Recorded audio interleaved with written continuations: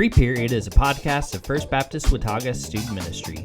For more information about First Baptist Watauga, you can check us out at fbcwatauga.org. Hello and welcome to Free Period, the weekly break you want to take. I'm Kevin Skinner, the Associate Pastor and Student Pastor here at First Baptist Watauga. And I'm Nathan McKendry, your Young Adult Minister and Assistant Student Minister, also here at First Baptist Watauga. And this week, we will be answering the question, who has the best French fries? And shout out once again to Hannah Kimmerly for giving us a question this week.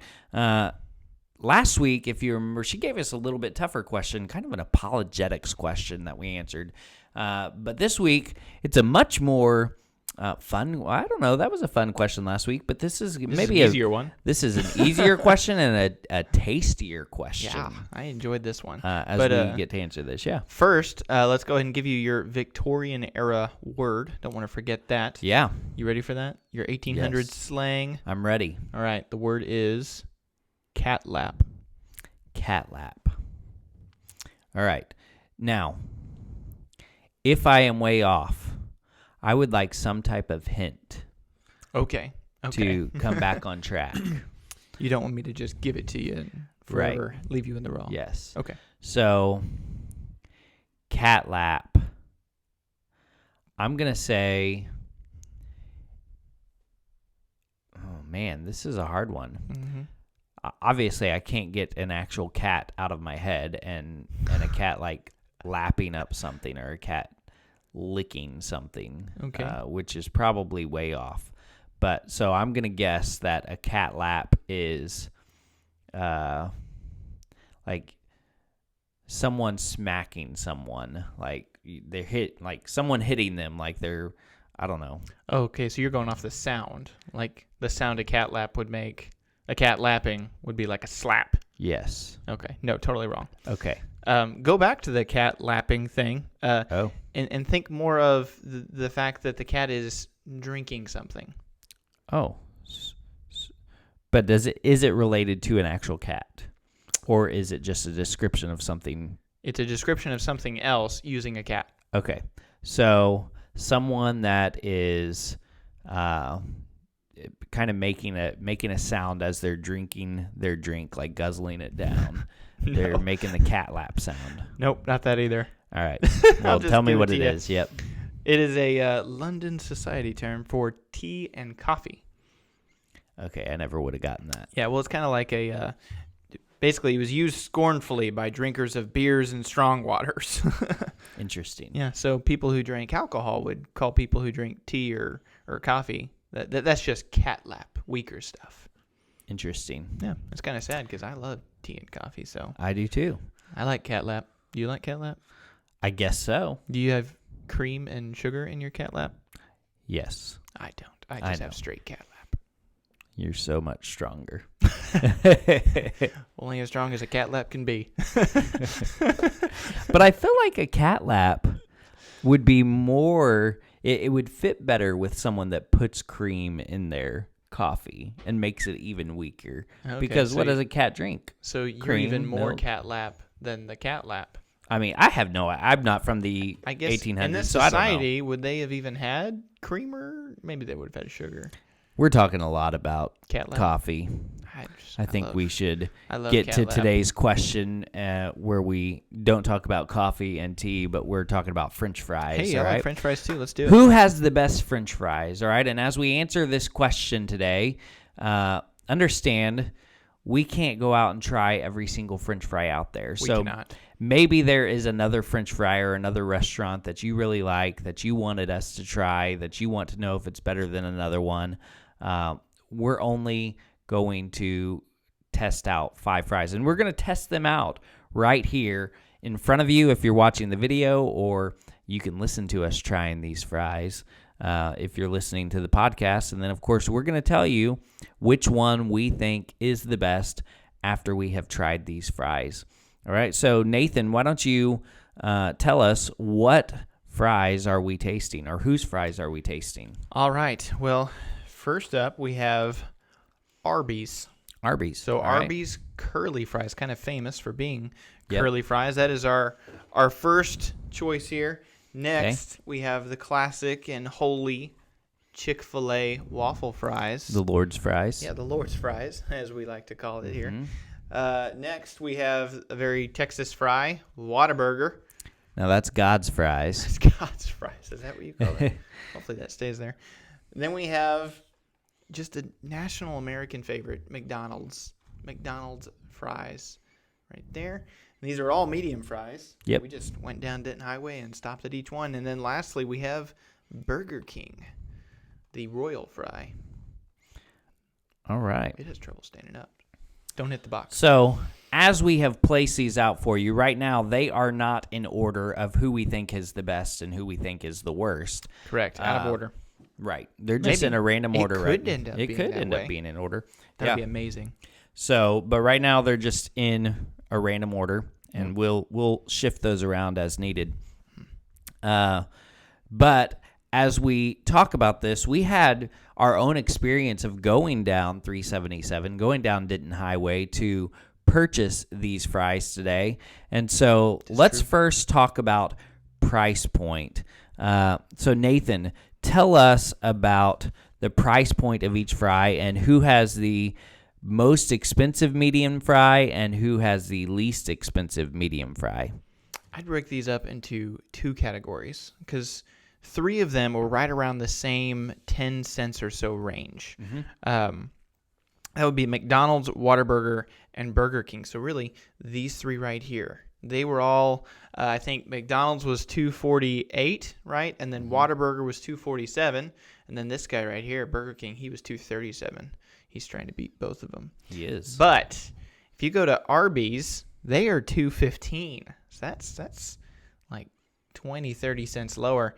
And of course, our holy fries, Chick-fil-A, they're $2.11. So they were the cheapest one, which I was kind of amazed at because I feel like Chick-fil-A is a pretty popular name. I don't know. I don't usually think of their food as cheap. And so I was expecting a more costly fry there, but it wasn't. So yeah, I was surprised by that as well. Yeah.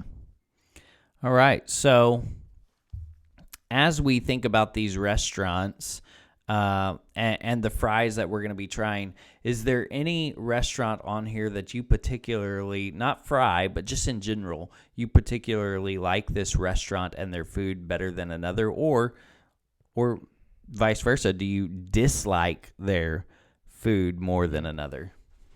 I wouldn't say I dislike anybody's food. Maybe Arby's. I'm not usually one to go to Arby's, but it's also like there's not one near me. I'd have to go all the way to Denton Highway, and so it's just kind of out of sight, out of mind most of the time. Okay. So I don't give Arby's a fair shot. But for the most part, I usually don't care all that much for Arby's, except their fries, which I really like. The others, though, I would have almost any of them equally. I would say I maybe prefer Whataburger over any of the others. Okay. What about you?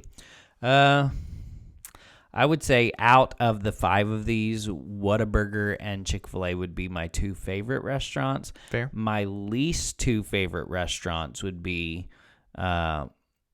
McDonald's and Burger King, Burger King being the least of all.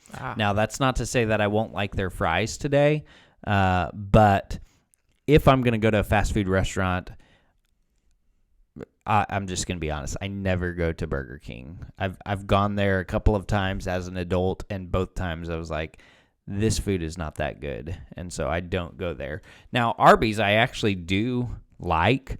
I just hardly ever go there. So the 2 that I would go to the most out of all of these would be Chick-fil-A and Whataburger. Which fry do you think looks best? I was just admiring them over here because I think Burger King, while you were talking, I was thinking Burger King's fries look really good right now. I would say they have done a really good job on making the appearance of their fries look very appealing. I mean, they're big and, I mean, just overflowing from the container. I will say I always appreciate when the fries are overflowing from the box, much more so than when they're not even at the top of the box. That always makes me sad. Right. Yeah. Yeah. And I will say, so Arby's had more fries. We had Arby's for lunch today. As Correct. we were going to buy fries, we decided to get our food at the last restaurant so that by the time we got back, our food would be hot. So we had more fries than this. But what we did is we combined our 2 medium fries after we both ate some of them with our lunch. And I'll note that they also did very well. They were overflowing on both of ours. So Yes. Now, I will say I'm somewhat disappointed that as we try these fries, we're not trying them all hot. Yes, but the logistics there were not going to work out. No, they would. We did what we could. So they have not been sitting here all day. right. So, all right. Well, I think the best thing that we can do right now is go ahead and start trying these fries. Where do we start? All right, and decide. Let's see. Curly fries are already on our taste buds. Yeah. Can we just start with those? Start with those. Okay. Yeah, why not? Yep. Let's each take one. All right. Taking 2. Yeah, that's fine. Now, look at this.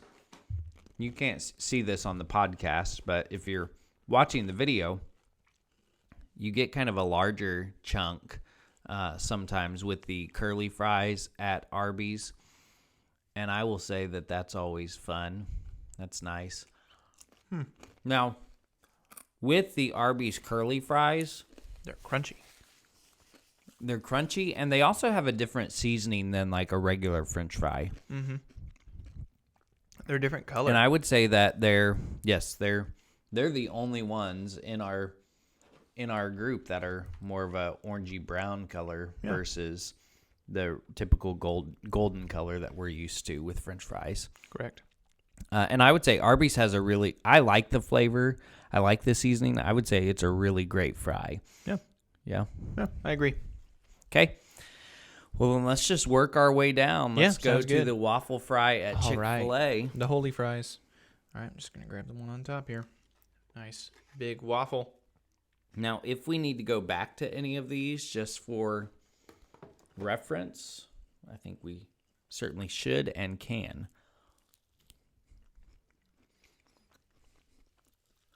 Okay.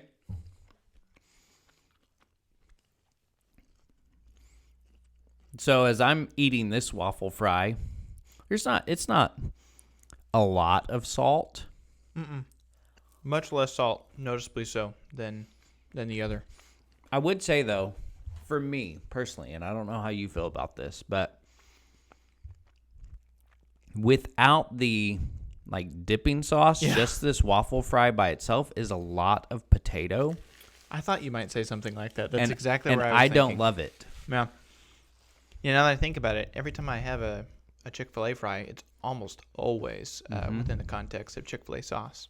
Always dunked in some type of sauce. But today we're not ranking sauces. It's true, we're not. We're just ranking the fries. And so I think we have to do this without sauce just to fair. Just to make sure. All right, let's try Whataburger. All right.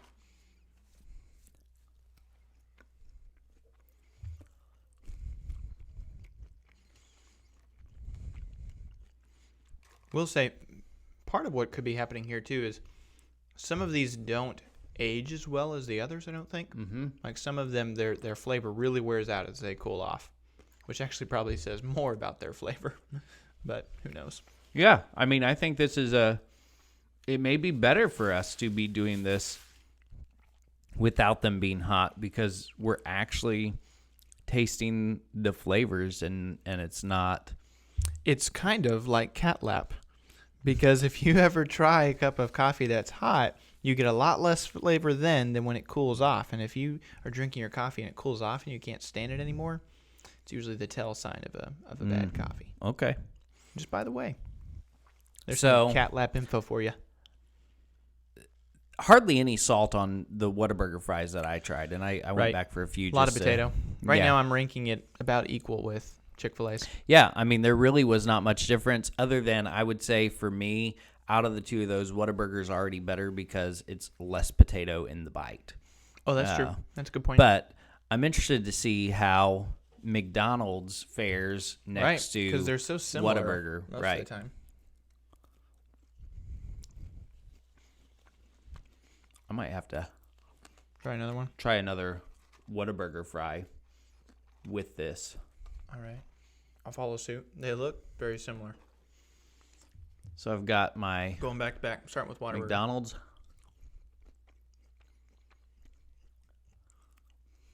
Whataburger. McDonald's. Go with McDonald's, but I think it has more salt.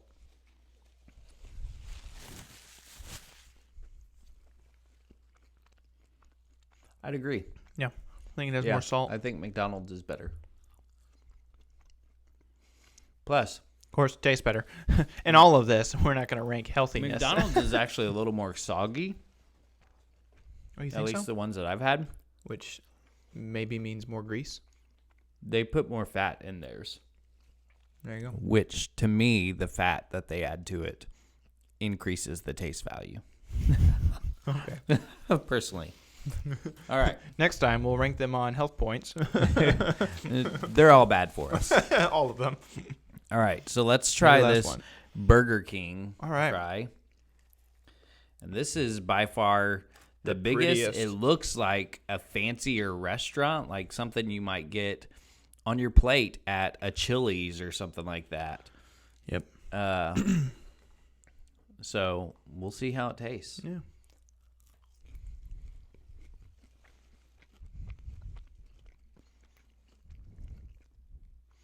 I don't like it. Really? I don't like it. I mean, you can like it. You I can definitely disagree. like it. You do. Mm-hmm. I don't like it. I easily have moved it up there with Arby's for myself. It's between it and Arby's now. It easily be at least not fresh. I would say if McDonald's and Whataburger in particular were fresh, I think they'd have more going for them right now. But this certainly just, given how long it's been sitting, and we got it right about the same time we got those other two. Again, for me, it's an issue of so much potato. Similar to Chick-Fil-A. It's just a lot of potato, and without a sauce, I don't love it as much. However, if you think it's that great, I would be willing to agree with you and say this is the best Arby's. Right. And we could put this at second. I'd be fine with. See, what I think is what's good about it, I think it's the seasoning. I can see more seasoning. It tastes flavor-wise a little better, or a little more flavor. And then Arby's, of course, it's so covered in seasoning that I would say the color has changed. Arby's has aged by far the best. Correct. Even cold, Arby's fries still taste good. Right. I don't really care about going back to finishing any of these, but I could finish all the Arby's fries. Yeah. I could probably finish Burger, and I might finish Burger King's. So, since we both agree that this is really good, Yeah, let's put it top. I would say let's make this first place. And then this is second. Mm-hmm. There you go. First, second. Where do we want these three? Just like that, right? It's kind of how we did it. Yeah. Yeah. I can't believe the Holy Fry is last. That was unexpected. With the sauce, we may change our mind, but True. Fresh and with sauce. This would all change. there you go. So, based on our own decision, we think that Arby's has the best fries. Yeah. Yeah. If you have a different opinion, let us know in the comments. If you're like, no way, Chick-fil-A does have the best fries, let us know. If you think that Whataburger is better than McDonald's, let us know. If you agree with me that Burger King is too potato-y, let us know. I don't think it's too potato-y for the seasoning. All right. I do think Chick-fil-A was too potato-y. And not enough of any other flavor. So, as we play this game and as we rank all of these fries, determining which one is the best, I'm reminded of a dispute that broke out between the disciples in Luke chapter 22. They began to argue about which one of them is the greatest. And in this life, it's so easy to look at others and to get into that comparison trap.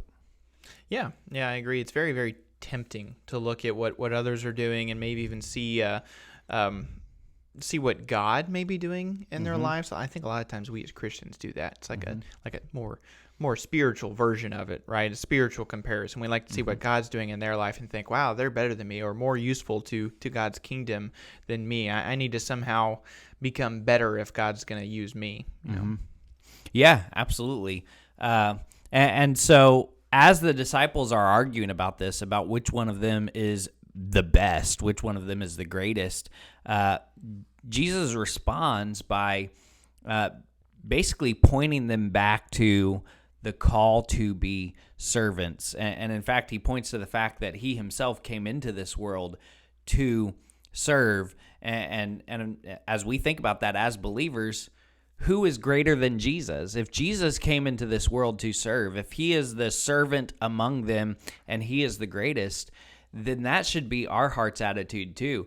Not that we are trying to compete with someone else and compete with what God's doing in their life so that God can use us more or we could be better than someone else. We should just have a heart's desire to be a servant of Christ, to walk in obedience to him. And I think that if we're willing, if you are willing to simply walk in obedience to the Lord and serve him with that humble heart, then God is going to use you to do great things. I mean, that right there, you are already doing something great by being willing to simply serve him. Any additional thoughts? No, I think you covered it. That was a good way to bring that illustration out of tasting fries. That's right. Yeah. All right. Well, that's it for this week's episode of Free Period. Join us again next week as we answer the question, what is the role of the Holy Spirit? Bye. I hope that you enjoyed today's podcast, and I'd love to meet you in person. If you're a student between 7th and 12th grade, you can join us on Wednesday nights for midweek at First Baptist Watauga. You can also join us on Sunday mornings at 9:30 a.m. for growth groups and 10:50 a.m. for worship.